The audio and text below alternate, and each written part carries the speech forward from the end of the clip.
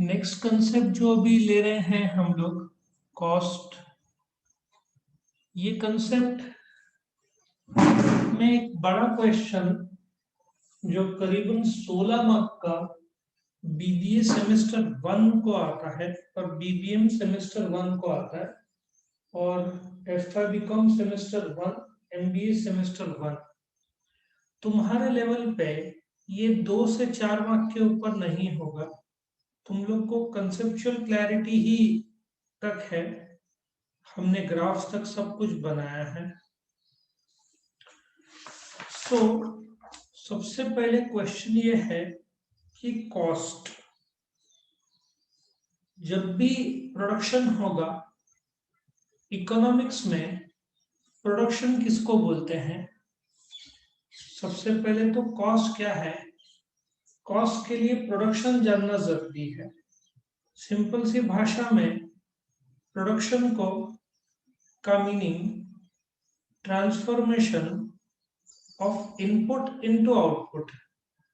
तुमने लकड़ा raw material के तौर पर यूज किया, उसको ट्रांसफॉर्म किया into a piece of furniture, मतलब तुमने फॉर्म यूटिलिटी क्रिएट किया। So production is the creation of form utility. Production करने के लिए तुमको फैक्टर्स ऑफ प्रोडक्शन लगता है, लैंड, लेबर, कैपिटल और एंटरप्राइज।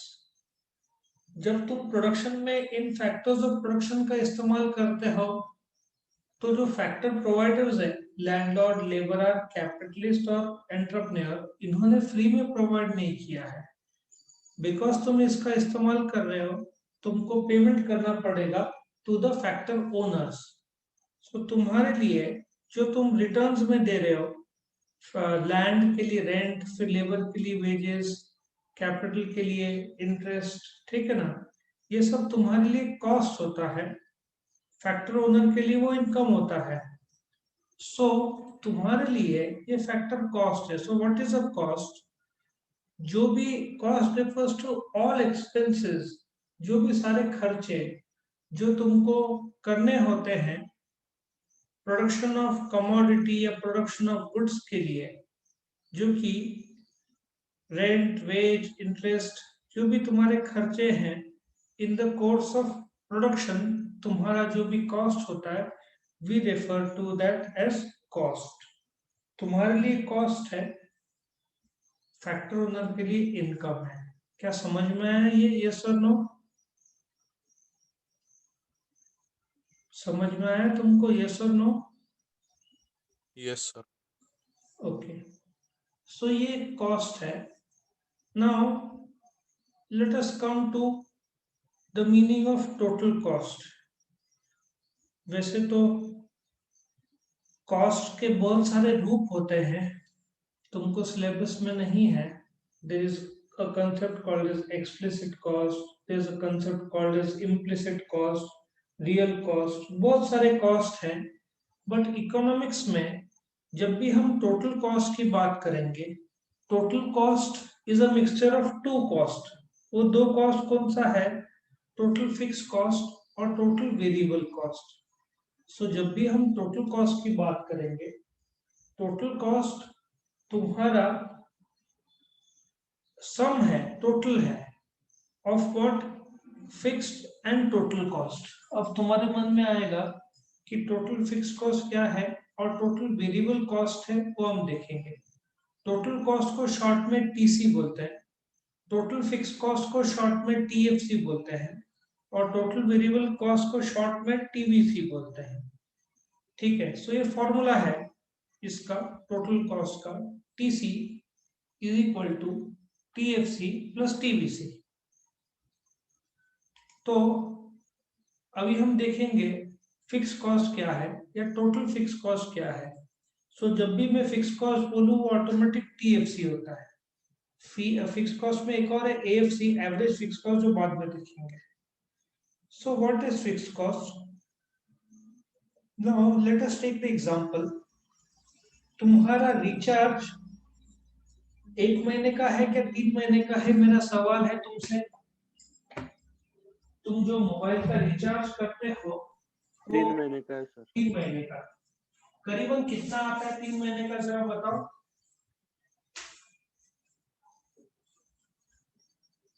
3 महीने का कितना आता है?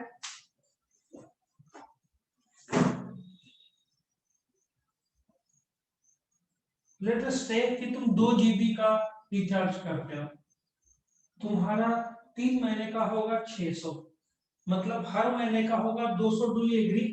यस और no? Yes sir. Now fix cost वो कॉस्ट है जो बदलता नहीं है ना। तुम कितना भी यूज करो इंटरनेट विद इन 2 GB या कितना भी कॉल्स करो, उसमें तुम्हारा फिक्स कॉस्ट महीने का बदलना नहीं है। तुमने एक जगह रेंट पे ली है, मंथली रेंट इज 10,000 रुपीज। तुम उसमें रहो ना रहो, रेंट का मीटर तो शुरू हो गया और वो हर महीने 10,000 रहेगा। क्या लॉजिक समझ में आ रहा है तुमको फिक्स कॉस्ट का मीनिंग? यस और नो? समझ में आ रहा है? तो ये तुमको फिक्स देना ही है। तुम्हारा जो इलेक्ट्रिसिटी का बिल आता है, तुम सोचते हो भाई बिल्कुल यूज नहीं करेंगे, लेकिन उसमें आई थिंक 75 रुपीज एक ऐसा एलिमेंट है इलेक्ट्रिसिटी का कि वो फिक्स्ड है, वो बदलेगा नहीं। और तुम जितना इलेक्ट्रिसिटी यूज करते हो वो फिक्स कॉस्ट जो है प्लस जो यूसेज मिलाकर, टेक्निकल भाषा में उसको सेमी वेरिएबल बोलते हैं। मैं तुमको फिक्स कॉस्ट का और एक एग्जांपल दूंगा। तुम्हारे यहाँ पे एक आदमी जो ग्रेजुएट होके काम पे लगा है, तुम उसको 12,000 रुपए का मंथली सैलरी दे रहे हो, ठीक है ना? उसने काम ज्यादा किया कम किया, प्रोडक्शन कम किया ज्यादा किया, तुम उसको सैलरी कितना दोगे? सेम दोगे क्या कम दोगे क्या ज्यादा दोगे? बताओ, तुम्हारा सैलरी क्या रहेगा? सेम ही तो रहेगा, 12,000। काम का आउटपुट उसका कम ज्यादा होता रहेगा। Now take the example of depreciation. तुम्हारे पास एक मशीन है लाख रुपए की, उसका डेप्रिसिएशन 20% है, विच इज 20,000 रुपीज। नाउ तुम मशीन को बिल्कुल इस्तेमाल मत करो, जब पूरा इस्तेमाल करो, तुम्हारा अकाउंटिंग फॉर्म में डेप्रिसिएशन साल का 20,000 रहेगा। क्या वो बदलेगा? यस और नो? क्या सेम रहेगा? क्या लगता है तुमको? क्या लगता है डेप्रिसिएशन सेम रहेगा क्या बदलेगा इस्तेमाल करने से? जवाब दो, पार्टिसिपेट करो इसमें।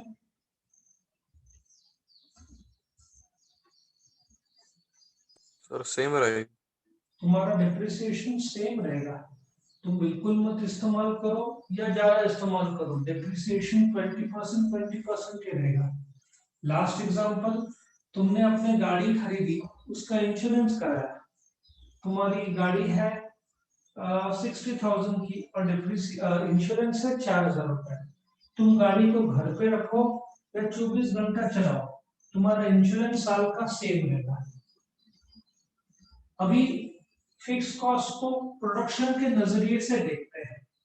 जो भी मैंने एग्जांपल लिए, सैलरी, इंश्योरेंस, डेप्रिसिएशन, रिचार्ज, ठीक है, ये प्रोडक्शन से इससे संबंध नहीं रखते, ये समय से संबंध रखते हैं। इंश्योरेंस का एक टाइम फ्रेम है 1 साल, डेप्रिसिएशन का टाइम फ्रेम है 1 साल, सैलरी हर महीने देते हैं, वो टोटल हो जाएगा 1 साल का। सो बोलने का तात्पर्य है कि फिक्स कॉस्ट प्रोडक्शन पर डिपेंड नहीं है, टाइम से डिपेंड है। सो देयरफॉर फिक्स कॉस्ट वो जो कॉस्ट है जो चेंज नहीं होगा, जैसे प्रोडक्शन चेंज होता है, तुम्हारा प्रोडक्शन कम ज्यादा होगा लेकिन तुम्हारा फिक्स कॉस्ट बदलेगा नहीं। फॉर एग्जांपल, तुम गाड़ी ज्यादा चलाओ या कम चलाओ, तुम्हारा जो डेप्रिसिएशन है और जो गाड़ी का इंश्योरेंस है वो सेम रहेगा, वो बदलेगा नहीं। तो ऐसे टाइप के कॉस्ट जो बदलता नहीं है आउटपुट के बदलने से या प्रोडक्शन के बदलने से या सेल के बदलने से, उसको फिक्स कॉस्ट बोलते हैं। उसका best example rent, depreciation, insurance, जो महीने का फिक्स सैलरी देते हो, क्या सबको ये समझ में आया? यस और नो? क्या सबको ये समझ में आया? यस और no? Yes, sir. Okay. Now let us take the example of variable cost. Now तुम ऐसा सोचो कि तुम गाड़ी चला रहे हो, ठीक है, और जितना ज्यादा गाड़ी चलाओगे तुम्हारा इंश्योरेंस और डेप्रिसिएशन में कोई फर्क नहीं आता है, लेकिन तुम गाड़ी जब ज्यादा चलाओगे तो तुमको पेट्रोल ज्यादा लगेगा, मेंटेनेंस ज्यादा लगेगा। सो ऐसा कॉस्ट जो बदलता है जैसे प्रोडक्शन बदलता है, उस कॉस्ट को वेरिएबल कॉस्ट बोलेंगे। Let us take one example. तुमको एक फैन बनाना है तो तुमको 3 ब्लेड लगेगा। तुम सोचते हो कि भाई 2 फैन बनाना है तो तुमको ब्लेड ज्यादा मंगाने पड़ेंगे, और 3 मतलब 3 + 3 6। तुम 10 फैन सोचते हो तो 30 ब्लेड सोचते हो। इसका मतलब तुम्हारा कॉस्ट बढ़ रहा है जैसे प्रोडक्शन बढ़ रहा है। तुमने फैन बनाया नहीं तो तुमको ब्लेड्स की कोई आवश्यकता नहीं है, ठीक है। उसी हिसाब से तुम्हारे घर का जो इलेक्ट्रिसिटी है, तुम जितना ज्यादा इस्तेमाल करोगे बिल उतना ज्यादा आएगा। तुम जो इलेक्ट्रिसिटी कम यूज करोगे उतना बिल कम आएगा, ठीक है। तो बोलने का तात्पर्य यह है कि जो तुम्हारा आउटपुट जैसे बढ़ेगा या आउटपुट जैसे घटेगा, कॉस्ट वैसे कम ज्यादा होते रहेगा। तो ऐसे टाइप का कॉस्ट जो प्रोडक्शन के बदलने से या आउटपुट के बदलने से जो बदलता है, उसको हम टेक्निकल भाषा में वेरिएबल कॉस्ट कहते हैं। क्या ये कंसेप्ट सबको क्लियर हुआ? यस और नो? Yes sir. ना कुछ ऐसे भी कॉस्ट रहते हैं जिसमें दोनों का मिक्सचर रहता है। तुम्हारे सामने ये मैंने एग्जांपल ले लिया, रॉ मटेरियल, लेबर। लेबर को इसके हिसाब से दे रहे, आउटपुट के हिसाब से दे रहे हैं। क्या होता है कि तुमने जैसे फटाके जो बनते हैं ना, क्रैकर्स जिसको बोलते हैं, या तुमने एक लेबरर को हायर किया और बोला कि एक रोटी का बनाने का I will give you 5 rupees. वो 10 रोटी बनाता है तो you will give him 50 rupees. चपाती या रोटी जैसे बोलो, ठीक है ना। कुछ ऐसे भी कॉस्ट है जिसमें दोनों का मिक्स रहता है, फिक्स्ड और वेरिएबल। इलेक्ट्रिसिटी बिल में तुम बिल्कुल नहीं इस्तेमाल करो तो I think 75 rupees monthly fix charge लगता है, और जो बाकी यूज करते हो उसके हिसाब से चार्ज बढ़ता है। अभी आइडिया ले लो। आइडिया का जियो का तो ठीक है, तुमने फुल इस्तेमाल किया, लेकिन उसमें कॉलिंग के मतलब कम रकम में रिचार्ज कराया और तुमने बोलते ना मंथली 1 GB का प्लान नहीं लिया तो तुमको कॉलिंग पे चार्ज लगेगा। जैसे SMS भेजा तो 1 रुपया, दूसरे स्टेट में भेजा तो 1.5 रुपया लगेगा, ठीक है। सो एक समय मेरे टाइम में मोबाइल बिल का मंथली रेंट फिक्स होता था, 149 कुछ तो था, और फिर नंबर ऑफ कॉल्स जो तुम करते थे वो वेरिएबल था। मतलब उसमें दोनों के गुण थे, फिक्स के और वेरिएबल के। लेकिन इकोनॉमिक्स में तुम्हारा फिक्स्ड और वेरिएबल कॉस्ट का बाइफरकेशन किया हुआ है। सेमी वेरिएबल जिसमें दोनों के गुण हैं वो नहीं पकड़ते हैं। सेमी वेरिएबल रहा तो उसका जो वेरिएबल एलिमेंट वेरिएबल में चला जाएगा, जो फिक्स्ड एलिमेंट है वो फिक्स्ड में चला जाएगा, ठीक है। सेमी वेरिएबल कंसेप्ट इकोनॉमिक्स में नहीं देखा जाता, वो कॉस्ट अकाउंटिंग में देखा जाता है। तो अभी ये तुमने 4 कंसेप्ट सीखे, what is cost, what is total cost, what is fixed cost और व्हाट इज वेरिएबल कॉस्ट। मैं तुमको 5 मिनट दे रहा हूं, ये एक बार लिख के निकालो पहले।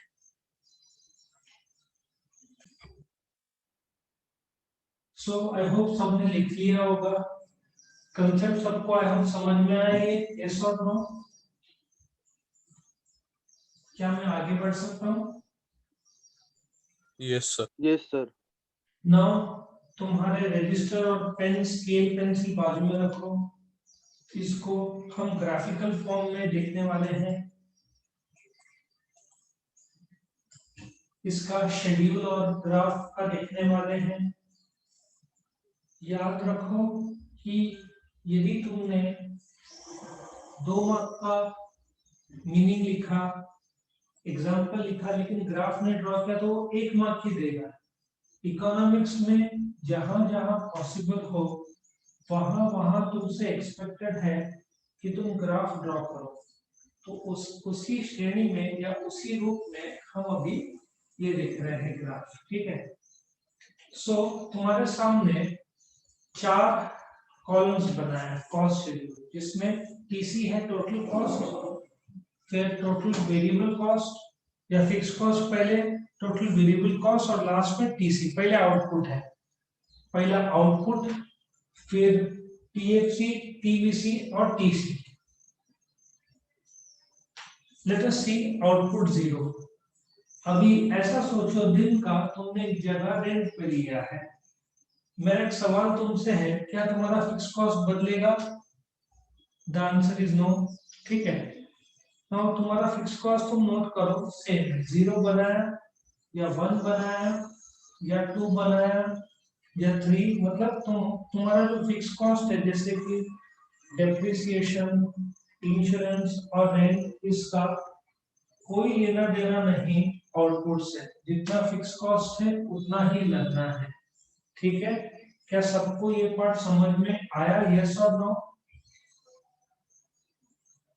सबको ये समझ में आया? यस और नो? यस। इकोनॉमिक्स में ये टोटल कॉस्ट कर्व्स है तुम्हारे सामने।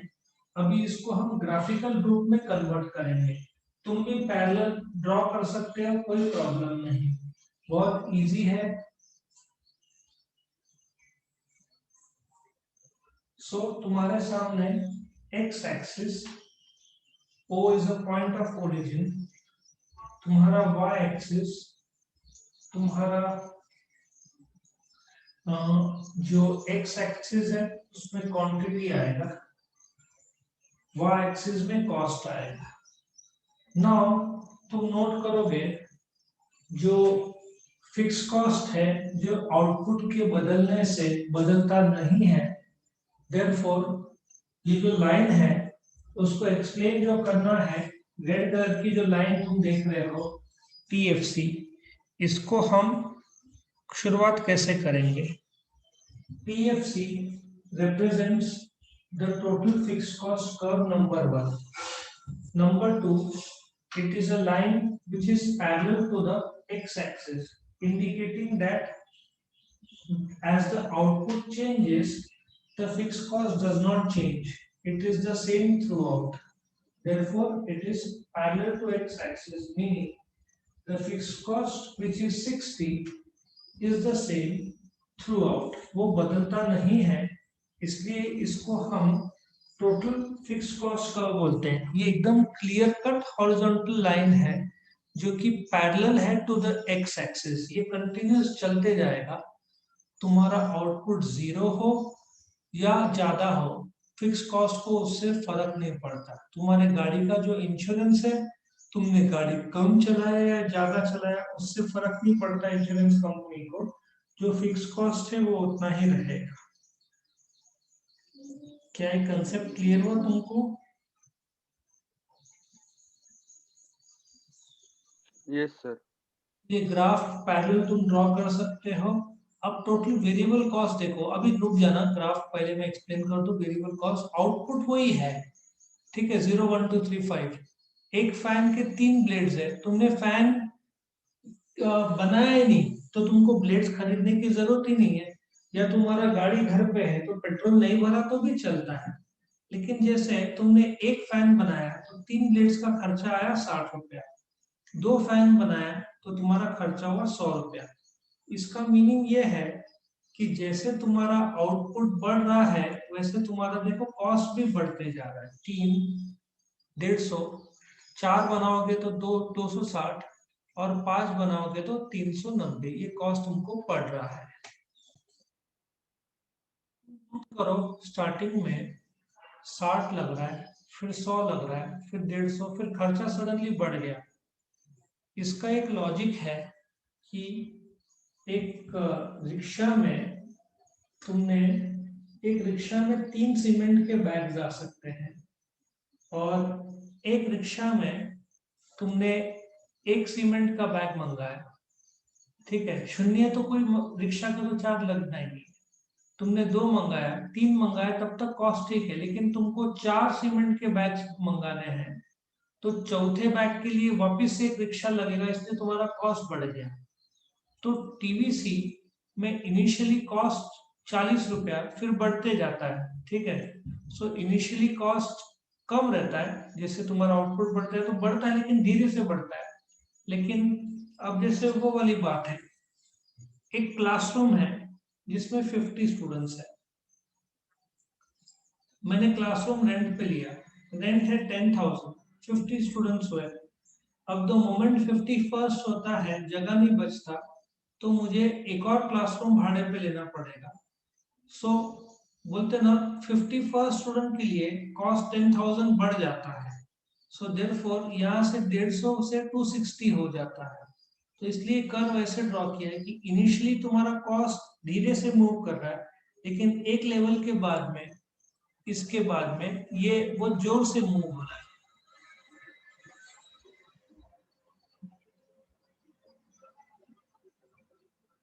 इसमें एक कंसेप्ट है जिसको हम लॉ ऑफ वेरिएबल प्रोपोर्शन बोलते हैं, उस पर आधारित है, बट इतना डीप सिलेबस में तो हम नहीं जाएंगे। हम सिर्फ समझेंगे टीवीसी इनिशियल लेवल पे धीरे बढ़ता है, लेकिन एक लेवल के बाद वो जोरों से बढ़ता है, जैसे हमने क्लासरूम का एग्जांपल दिया, ठीक है। सो ये तुम्हारा टीवीसी था। अब ये दोनों को जब जोड़ेंगे तो टोटल कॉस्ट होगा, मतलब टीएफसी प्लस टीवीसी, इसको टीवीसी बोलेंगे, आउटपुट वही है, लेकिन टीसी, पहले केस में तुम्हारा प्रोडक्शन भले ही 0 है, लेकिन रेंट तो चालू है, तो टोटल कॉस्ट 60 रहेगा। पहले आउटपुट में 60 प्लस 60 होगा कितना, 120। मतलब हम क्या कर रहे हैं, 2 प्लस 3, ये second column plus third column ले रहे हैं, ये तुम्हारा टोटल कर रहा है, ये दोनों का टोटल है। सो ये तुम नोट करो, ये टोटल होते जा रहा है, और बिकॉज टोटल कॉस्ट दोनों का टोटल है, और तुम्हारा प्रोडक्शन 0 रहेगा, फिर भी तुम्हारा कॉस्ट 60 लगेगा, इसलिए टोटल कॉस्ट 60 पॉइंट से शुरू हो रहा है, यहां से ऊपर जा रहा है। अब यहां से जिस जो दिशा में जा रहा है वो टीसी के साथ मैच कर रहा है, तुम नोट करो। सो स्टार्टिंग में बिकॉज टोटल कॉस्ट प्रोडक्शन 0 है तो भी 60 लगेगा, क्योंकि टोटल कॉस्ट में फिक्स्ड और वेरिएबल दोनों के गुण हैं, तो इसलिए तुम्हारा स्टार्टिंग 60 से शुरू होगा। जैसे आउटपुट बढ़ेगा टोटल कॉस्ट बढ़ेगा, टोटल कॉस्ट जो बढ़ रहा है वो वीसी के लाइन में जैसे पैरेलल ये दोनों के आ जाएगा, ठीक है। सो इस प्रकार से टोटल कॉस्ट कर्व और total variable cost positive slopes है। पॉजिटिव स्लोप्स का मीनिंग आउटपुट जैसे बढ़ रहा है वैसे कॉस्ट बढ़ रहा है, इसलिए ये पॉजिटिव स्लोप बोलेंगे। TFC parallel to X axis है, मींस आउटपुट का टीएफसी कर्व से कोई संबंध नहीं, आउटपुट ज्यादा हो या कम हो टीएफसी सेम रहेगा। क्या सबको ये कर्व समझ में आया? तुम एक्सप्लेन Yes, कैसे करोगे? On the x-axis, output is given. Number 2, O is a point of origin. On the y-axis, cost is given. TFC represents the total fixed cost curve. It is parallel to x-axis, indicating that even if the output is 0, the cost is 60, and even if the output rises, the TFC will not change. It will stay the same irrespective of the level of output. So TFC is related to time, not the output. उसके बाद TVC को बोलोगे, TVC curve represents the total variable cost. ये cost को represent करता है TVC.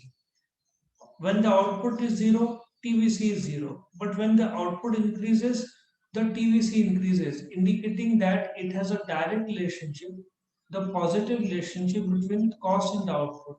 So पहले output बढ़ेगा जिसकी वजह से cost बढ़ेगा. It is having positive slope. Initially the TVC is slow, yeah, going steadily, but beyond the point the cost will increase. जैसे एक ट्रक में 1000 किलो आता है, 1200 के लिए 200 किलो के लिए सेकेंड ट्रक तुमको लेना पड़ता है तो कॉस्ट बढ़ जाता है, पूरे ट्रक का भाड़ा. ठीक है, यहाँ से 5 जन जाते हैं, 2500 रुपए लेता है कार वाला, लेकिन छठवें जन के लिए तुमको पूरी कार बुक करनी पड़ती है, तो छठवें जन के लिए वापस 2500. सो 5 प्लस 2500 प्लस 2500, 5000 लगता है 6 जनों के लिए. ठीक है, टीसी रिप्रेजेंट, फिर उसके बाद TC curve represent the total cost, since it is a total of summation of a total of TFC and TVC. Even if the output is 0, the fixed cost is there, therefore total cost will be in the positive zone. So the starting point of TC is the same, and when the output increases, TC increases. The movement of TC after a given point of time, it will become equal to TVC, because TC में जो fixed cost का जो element है, TC में जो fix cost का element है, starting में फिक्स कॉस्ट रहता है तो उसको ज्यादा असर करता है वो, लेकिन जैसे आउटपुट तुम्हारा बढ़ता है टीसी को ज्यादातर वेरिएबल कॉस्ट में असर करता है. मीनिंग टीसी के शुरुआत में फिक्स कॉस्ट का असर दिख रहा है, स्टार्टिंग पॉइंट फिक्स कॉस्ट का है, लेकिन जैसे टीसी बढ़ता है वेरिएबल को फिक्स कॉस्ट तो सेम है, 60 जो वसूलना था वो तो वसूल लिया. अब टीसी टीवीसी को जैसे फॉलो करेगा, टीसी के अंदर टीएफसी भी है. तो ये ग्राफ का एक्सप्लेनेशन है. क्या सबको ये समझ में आया? ये सब नो?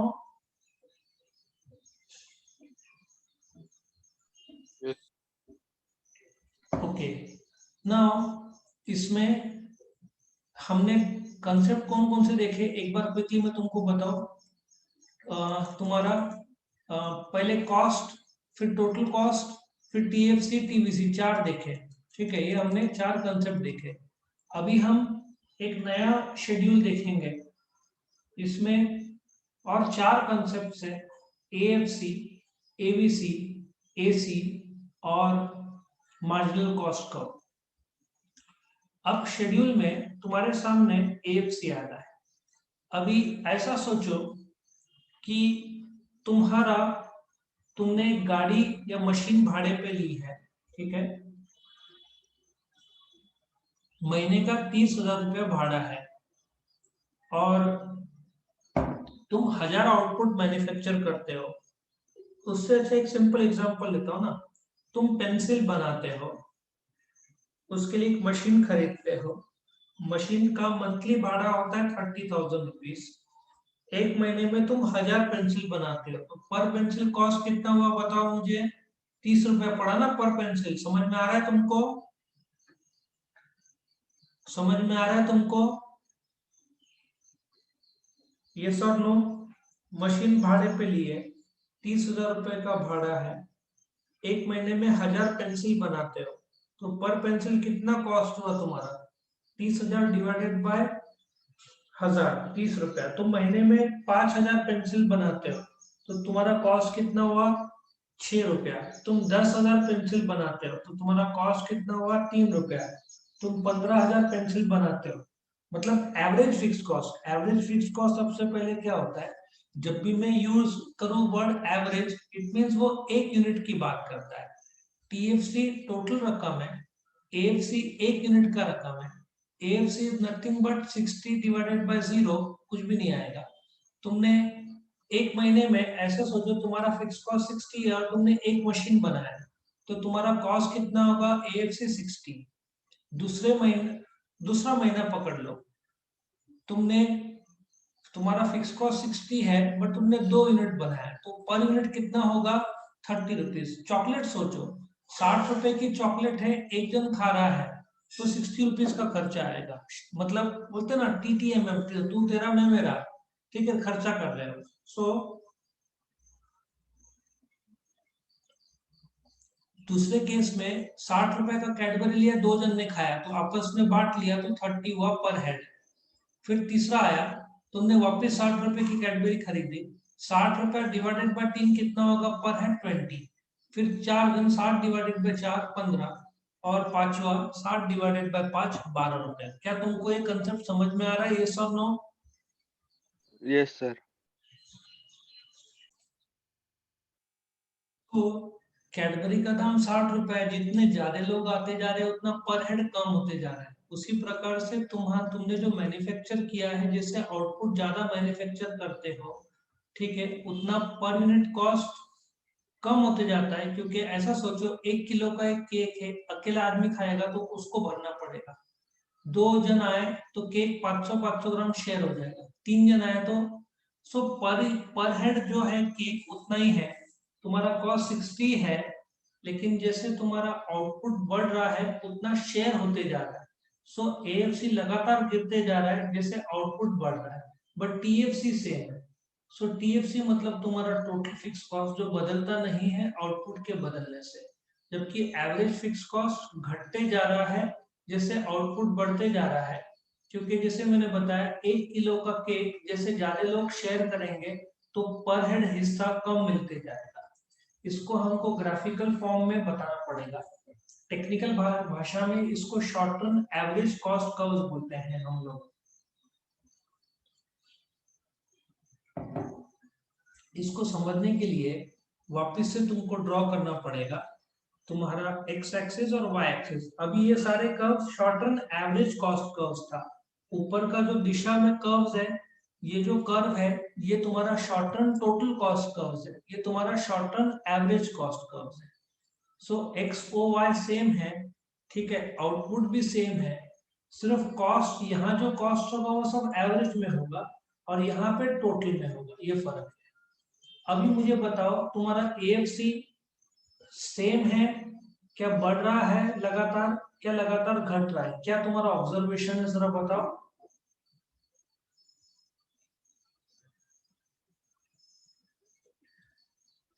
तुम्हारा ऑब्जर्वेशन क्या है, जरा बताओ। घट रहा है ये हाँ, घट रहा है। ओके। सो तुम्हारे सामने देखो, एएफसी लगातार डाउनवर्ड जा रहा है, जैसे कि तुम्हारा आउटपुट बढ़ रहा है, एएफसी लगातार गिर रहा है। नाउ सबसे पहले इसको एक्सप्लेन कैसे करना है। On the X axis output is given, on the y-axis cost is given. AFC curve represents the average fixed cost. AFC curve does not touch the x-axis, does not touch the y-axis, meaning एक 1000 ग्राम का cake है, जितने भी लोग आए पर जन को, 1000 भी लोग आए तो सबको 1-1 ग्राम तो मिलेगा, तो एएफसी नेगेटिव नहीं हो सकता। केक उतना ही है, लोग बढ़े तो पर हेड केक का ग्राम कम होते जाएगा, लेकिन पॉजिटिव सबको आधा ग्राम, 1 ग्राम, 2 ग्राम, 5 ग्राम मिलना ही है। So AFC is constantly going downwards, indicating that जैसे आउटपुट बढ़ रहा है, तुम्हारा average fix cost per unit घटते जा रहा है, ठीक है ना। It does not touch the X axis, it does not touch the Y axis, it is on the positive zone. Technical भाषा में इसको रेक्टेंगुलर पैराबोला भी बोलते हैं। What is meant by rectangular parabola? Meaning, supposedly इधर मैं ऐसे करूं, ये तुम्हारा ऐसे सोचो, 1 आउटपुट है, ठीक है, और ये तुम्हारा 60 है, तो 60 इंटू 1 60 होगा। सपोजिटली ये 2 है, तो यहाँ पे कॉस्ट कम होगा, 2, ये 30 होगा। सो 2 multiply by 30 is 60, 1 multiply by 60 60, मतलब जब तुम एवरेज फिक्स कॉस्ट जो भी है, ये तुम्हारा थोड़ा नीचे ले लूंगा मैं, यहाँ पे 15 हो जाएगा, इधर 4 हो जाएगा, 15 इंटू 4, ये 15 इंटू 4 60। सो जब भी तुम पर यूनिट ऑफ आउटपुट जो इसके नीचे है multiply by per unit of cost करोगे तो 280 मिलेगा, ये इसका मीनिंग है। क्या सब लोग क्लियर है? बोलने का तात्पर्य क्या है? ये जो output multiply by average fix cost जब भी तुम करोगे, कोई भी पॉइंट में, कोई भी पॉइंट में तुम करोगे, ठीक है, तो तुमको ये TC 60 ही आना है। सबको AFC समझ में आया? यस और नो? सबको AFC समझ में आया? यस और नो?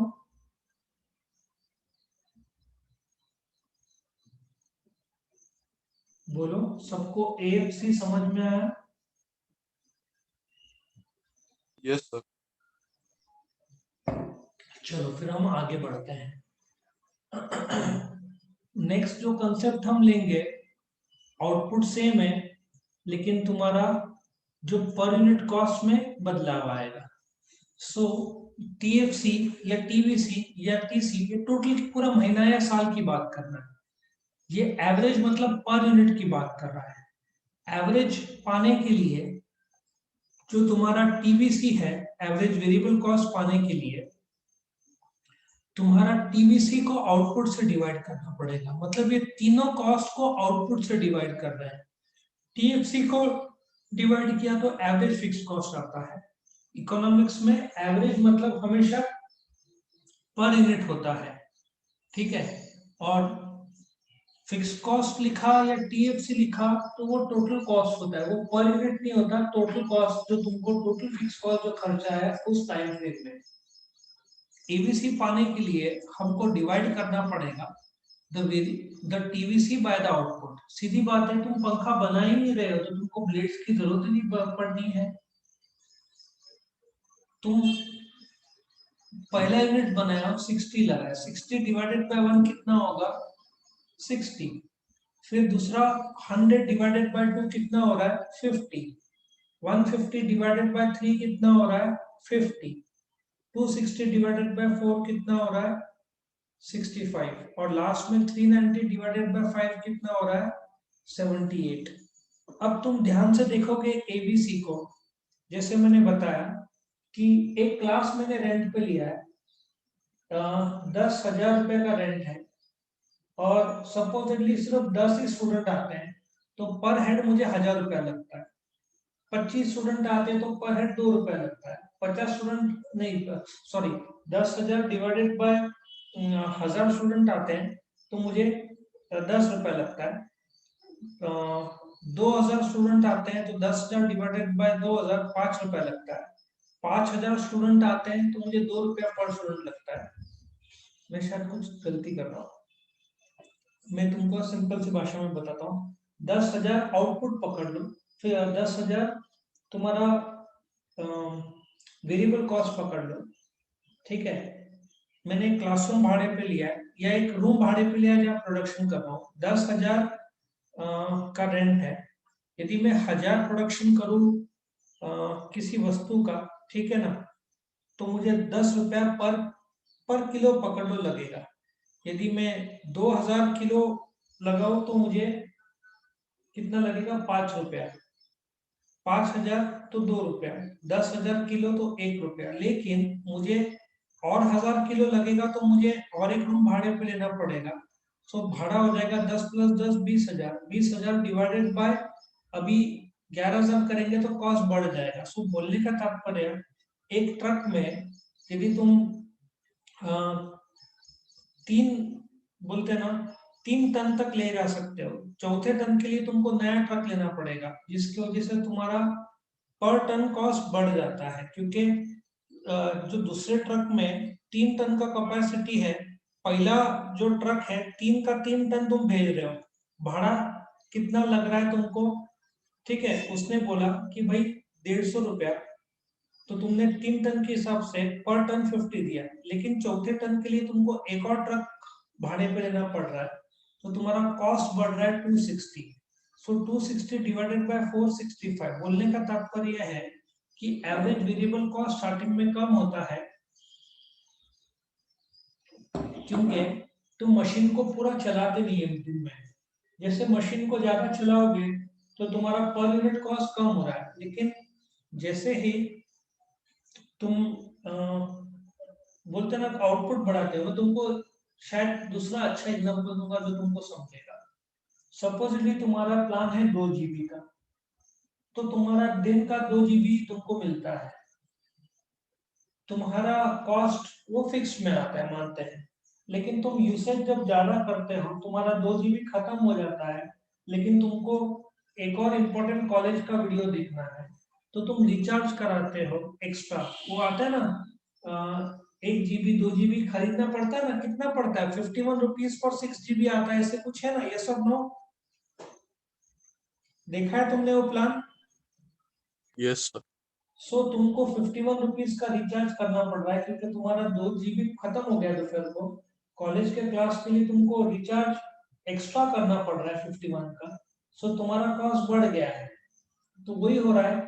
हाँ, तुम 2 GB के अंदर हो तो तुमको कोई नहीं, लेकिन तुम ज्यादा लेक्चर्स कर रहे हो या ज्यादा वीडियोस देख रहे हो जिसकी वजह से तुम्हारा पैक खत्म हो रहा है दिन का, तुमको एक्स्ट्रा चाहिए तो तुमको एक्स्ट्रा रिचार्ज कराना पड़ेगा। तो वही हो रहा है वेरिएबल कॉस्ट का। इनिशियली दायरे में काम हो रहा है, लेकिन जैसे मशीन का कैपेसिटी खत्म हो जाता है तुमको एक और मशीन खरीदना पड़ेगा, वापस से मजदूर का पगार और सब लागू हो जाएगा।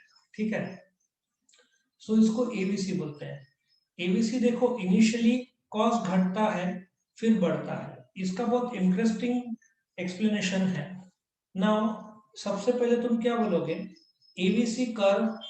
अब जब तुमको सिर्फ एबीसी बोला तो on the X axis output O is a point of origin, on the Y axis cost is given, ABC curve represent the average variable cost, ऐसे बोलते हैं। So initially cost is going, average variable cost is going down as can be seen here 60 50 50. So ABC curve के 3 phase है। पहला downward sloping है, तुम देखोगे slope downward हो रहा है। फिर तुम्हारा कांस्टेंट है 50 50, ये देखो ये 50 कांस्टेंट है।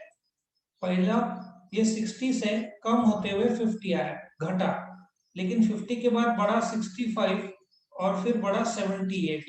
सो मीनिंग पहला नेगेटिव स्लोप है, इसको नेगेटिव स्लोप बोलेंगे। नेगेटिव स्लोप मींस आउटपुट बढ़ रहा है और यहाँ पे तुम्हारा कॉस्ट घट रहा है।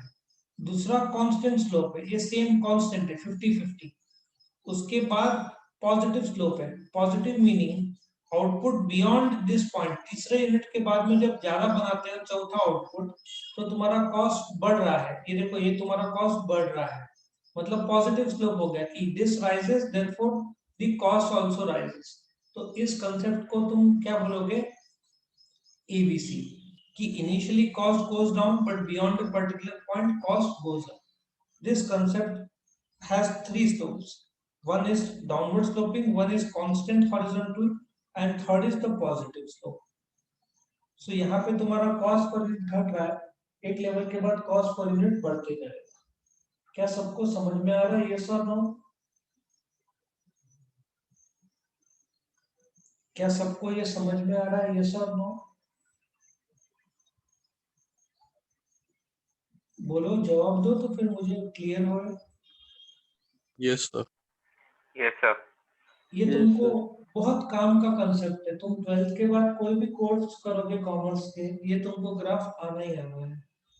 Now next concept is output बदल रहा है तो तुमको एवरेज कॉस्ट भी जानना जरूरी है। So average cost is nothing but total cost divided by the output.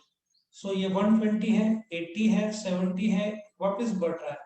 सो सीधी बात है, एसी कर्व जो है, एसी कॉस्ट है, स्टार्टिंग में कम होगा फिर बाद में बढ़ेगा, क्योंकि अल्टीमेटली तुम्हारा जो कर्व देखेंगे उससे पता चल जाएगा कि वो एबीसी को थोड़ा फॉलो करेगा। क्यों, कैसे, मैं बताता हूँ। नाउ पहले क्या बोलोगे, X axis output O is a point of origin, Y cost है। So AC curve represent the average cost. Now AC दो प्रकार से आएगा, तुम 60 डिवाइडेड बाय 0, 120 डिवाइडेड बाय 1 करोगे तो 120, 160 डिवाइडेड बाय 280 करोगे, या तो 30 प्लस 50 करोगे तो भी तुम्हारा आ जाएगा। सो ये तुम्हारा दो प्रकार से आएगा, ये दोनों को प्लस करोगे, ये सब प्लस करोगे तो तुम्हारा इज इक्वल टू ये आएगा, ठीक है।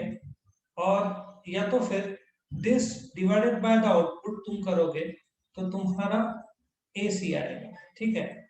नाउ तुम नोट करो, ये घट स्टार्टिंग में नीचे जा रहा है, ये स्टार्टिंग में नीचे जा रहा है, तो एवरेज कॉस्ट कर्व का भी बिहेवियर सेम ही होगा, नीचे जाना चाहिए। तो ये भी देखो नीचे जा रहा है, मतलब इसको नेगेटिव स्लोप बोलेंगे। मीनिंग एज द आउटपुट, ये देखो आउटपुट बढ़ रहा है तो तुम्हारा कॉस्ट घट रहा है, एवरेज कॉस्ट, क्योंकि जब डाउनवर्ड जाता है तो इसको दोनों असर कर रहे हैं, क्या, एएफसी और एबीसी, क्योंकि दोनों घट रहे हैं स्टार्टिंग में, ठीक है ना, एवरेज वेरिएबल कॉस्ट।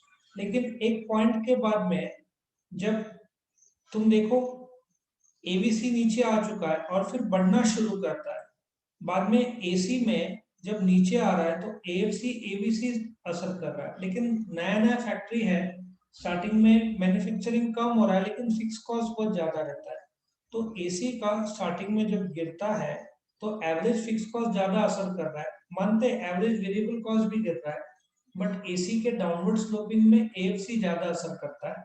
उसके बाद में एक पॉइंट के बाद में एएफसी का असर कम हो जाता है लेकिन एवरेज वेरिएबल कॉस्ट बढ़ता है, और सिंस एसी में दोनों है एएफसी प्लस एबीसी, जब नीचे जा रहा है तो एएफसी ज्यादा असर करता है, दोनों असर करते हैं बट एएफसी ज्यादा असर करता है।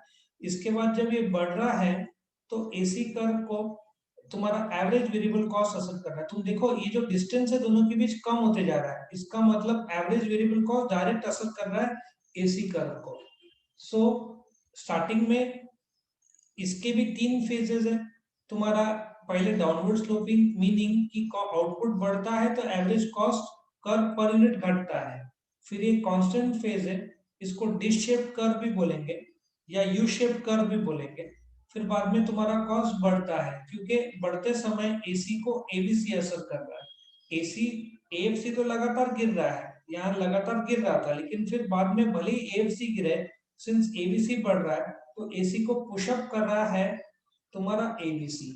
सो ये तुम्हारा डाउनवर्ड स्लोपिंग कांस्टेंट और अपवर्ड स्लोपिंग है, क्योंकि एसी एएफसी और एबीसी का रूप है तो दोनों स्टार्टिंग में गिरते हैं, तो एसी भी स्टार्टिंग में गिरता है, बाद में एएफसी तो लगातार गिरते जाता है, एबीसी बढ़ते जाता है।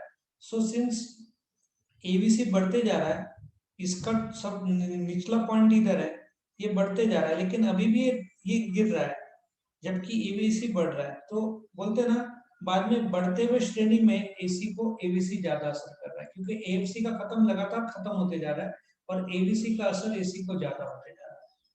क्या सबको समझ में आ रहा है, यस और no? Yes, sir.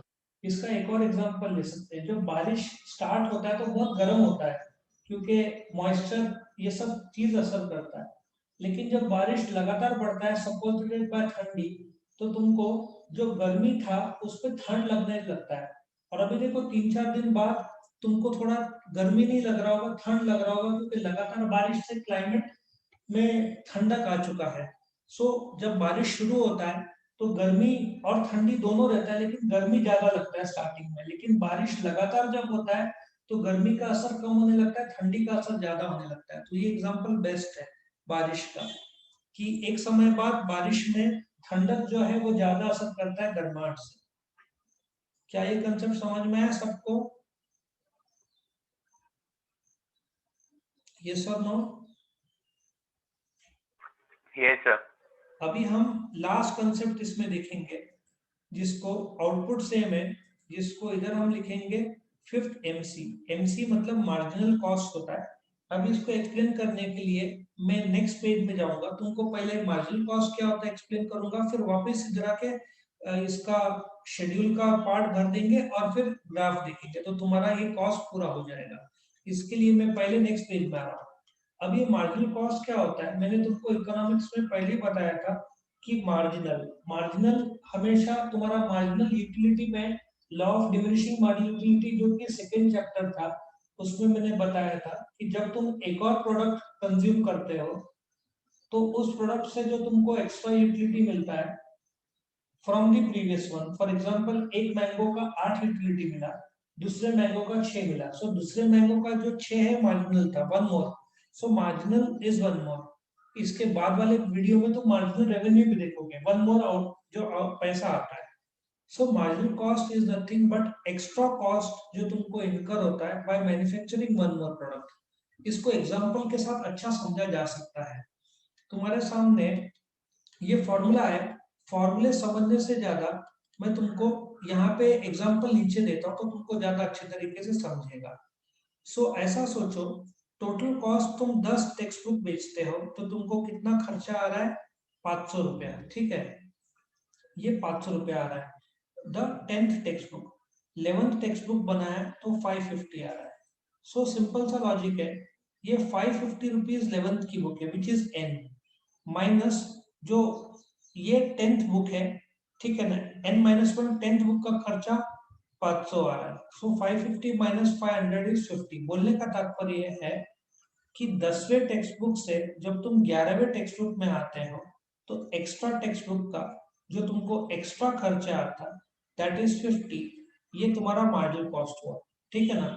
10 text books का 500 टोटल कॉस्ट हुआ, लेकिन जब और 11वें टेक्स्ट बुक बनाने के बाद 550 वापस टोटल कॉस्ट हुआ, लेकिन 10वें और 11वें टेक्स्ट बुक में मतलब एग्जैक्टली 11वें टेक्स्ट बुक का कॉस्ट आ रहा है 50, और मैं इसका 610 भी ले सकता हूँ। फॉर एग्जांपल मैं लूंगा 12वां टेक्स्ट बुक किया तो तुम्हारा कॉस्ट आता है 610 रुपया, ये 610 है टोटल कॉस्ट, लेकिन 610 माइनस 50 12वीं टेक्स्ट बुक का जो कॉस्ट है 60 रुपया, ये हो जाएगा marginal.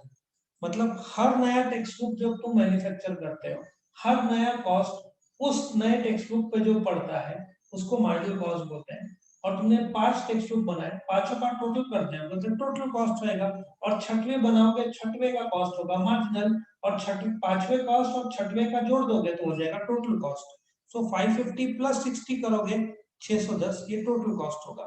610 minus 50 becomes your marginal cost. Marginal cost पाने के दो तरीके, तुम्हारा आखिरी जो 11वें टेक्स्ट बुक का जो टोटल कॉस्ट था माइनस 10वें, उसके पिछले वाला जो आउटपुट है 10वें टेक्स्ट बुक का जो टोटल कॉस्ट है माइनस करोगे तो 50 आएगा, क्योंकि हर नया टेक्स्ट बुक का जो कॉस्ट पड़ता है उसको मार्जिन बोलते हैं। और सिंपल सा ये चेंज इन इसका एक फॉर्मूला जो है ये तुम्हारा ऐसा है, ये डेल्टा मीन्स चेंज। अभी डेल्टा वायरस आ गया ना इंडिया में, वो उसका कोई संबंध नहीं इसके साथ। डेल्टा टोटल कॉस्ट मीनिंग जो कॉस्ट बदल रहा है, डेल्टा टोटल क्वांटिटी मतलब जो आउटपुट बदल रहा है, सीधा हिसाब है। जो टोटल कॉस्ट कितना बदल रहा है 500 और 550 में 50, तुम्हारा आउटपुट कितना बदल रहा है 10 और 11 में 1, सो तुम्हारा 50 डिवाइडेड बाय 1 कितना आएगा मार्जिनल कॉस्ट 50। सो दोनों फॉर्मूला से आंसर सेम ही आएगा, सिर्फ फर्क ये है कि यहाँ पे तुम टोटल कॉस्ट जो 11वें टेक्स्ट बुक का माइनस टोटल कॉस्ट 10वें टेक्स्ट बुक का कर रहे हो तो 50 आ रहा है। यहाँ पे तुम जो चेंज ले रहे हो इसका दोनों का चेंज, ये 1 डिवाइडेड बाय 1 तो हर बार रहेगा, क्योंकि मार्जिनल तो हर बार कितना लेगा, मार्जिनल जो बदलेगा 1 तो हर बार ये 1 ही आएगा। अभी मैंने तुमको एग्जांपल दिया था 610 11वें और 12वें टेक्स्ट बुक, सो वहां पे तुमने 610 माइनस 550 60 लिया होता, डिवाइडेड बाय डेल्टा 1 मतलब 60 डिवाइडेड बाय 1 60 हो गया होता, ठीक है ना। सो दोनों फॉर्मूले से आंसर सेम आएगा। सो व्हाट इज मार्जिनल कॉस्ट, जब तुम एक्स्ट्रा आउटपुट लाते हो उस एक्स्ट्रा आउटपुट में जो एक्स्ट्रा कॉस्ट इनकर होता है, टेक्निकल भाषा में उसको मार्जिनल कॉस्ट बोलते हैं। Is everybody clear now? Yes और no, is everybody clear? Yes, sir. अभी हम क्या करेंगे, वापस ग्राफ में जाएंगे और इसको ग्राफिकल रूप में देखेंगे। पिछले पेज में मैं आ रहा हूं अभी, ये रहा, ये तुम्हारा मार्जिनल कॉस्ट है। सो मार्जिनल कॉस्ट सिंपल सा भाषा है 60, और 120 माइनस 60 कितना होता है 60, फिर 160 माइनस 120 40, फिर 210 माइनस 160 50। मतलब तुम क्या कर रहे हो, जो आखिरी वाला है माइनस पिछले वाला कर रहे हो, 320 और माइनस ये 50, तो इस प्रकार से तुम्हारा मार्जिनल कॉस्ट आ रहा है। मार्जिनल कॉस्ट को ज्यादातर तो वेरिएबल कॉस्ट ही असर करेगा, इसलिए तुम नोट करो यहाँ पे तुम्हारा कॉस्ट घट रहा है 40 के बाद, तीसरे ये जो यूनिट है इसके बाद कॉस्ट तुम्हारा वापस बढ़ना शुरू हो गया, इधर कॉस्ट घट रहा था, मतलब पहले डाउनवर्ड है फिर अपवर्ड है, क्योंकि कॉस्ट बढ़ना शुरू हो रहा है एक लेवल के बाद। सो देयरफॉर तुम्हारा जो मार्जिनल कॉस्ट कर्व, ये तुम्हारे सामने मार्जिनल कॉस्ट कर्व आ रहा है। Since marginal cost curve starting में घटता है, तो देखो ये जो स्टार्टिंग में यहाँ पे घट रहा है ये लेवल, फिर कांस्टेंट है और फिर बढ़ रहा है। सो तुम क्या बोलोगे, on the x-axis output is given, O is a point of origin, on the y-axis cost is given, marginal cost curve represents the marginal cost ये represent करता है। Initially it goes down, indicating that as the output increases, marginal cost goes down, then it is constant here, then it goes up, meaning कि इस point के बाद में जब output बढ़ रहा है यहाँ पे, सो मार्जिनल कॉस्ट भी बढ़ रहा है। देखो तुम्हारा मार्जिनल कॉस्ट बढ़ते जा रहा है, ये तुम्हारा देखो मार्जिनल कॉस्ट बढ़ रहा है, indicating that beyond the particular level of output that is lowest point, मतलब तुम्हारे दो आउटपुट के बाद जब तीसरा आता है तो तुम्हारा मार्जिनल कॉस्ट बढ़ रहा है, ठीक है ना, यहाँ से वो बढ़ना शुरू हो रहा है, इसलिए पॉजिटिव स्लोप है। तो ये नेगेटिव स्लोप मीनिंग आउटपुट बढ़ रहा है, मार्जिनल कॉस्ट घट रहा है, यहाँ पे कांस्टेंट है और यहाँ पे बढ़ रहा है, और फिर जब वो ऊपर जाता है तो it cuts the average variable cost at the lowest point. ये पॉइंट थोड़ा सा इधर कट करना चाहिए था, थोड़ा सा है ना, लोएस्ट पॉइंट ये दिख रहा है तो यहाँ से कट करके जाना चाहिए था, बट इतना डीप तुमको जाने की जरूरत नहीं है। सो मार्जिनल कॉस्ट पॉइंट तुम आराम से 6 से 7 पॉइंट लिख सकते हो। मार्जिनल पहले on the X axis output is given, O is the point of origin, on the Y axis cost is given, तीन हो गए। चौथा, marginal cost curve represents the marginal cost. Initially, there is a negative slope indicating that as the output increases, marginal cost goes down. Then that is a constant unit. Beyond this, marginal cost goes upwards, meaning it has a positive slope, indicating that as the output increases beyond this point, इसके point के बाद, the marginal cost rises. Means as the output rises, the cost rises. And last में बोलोगे it cuts the ABC and the AC at their lowest point and then goes upward. उसके भी दूसरे reasons है, but we'll not go into that detail. क्या सबको समझ में आया? Yes or no?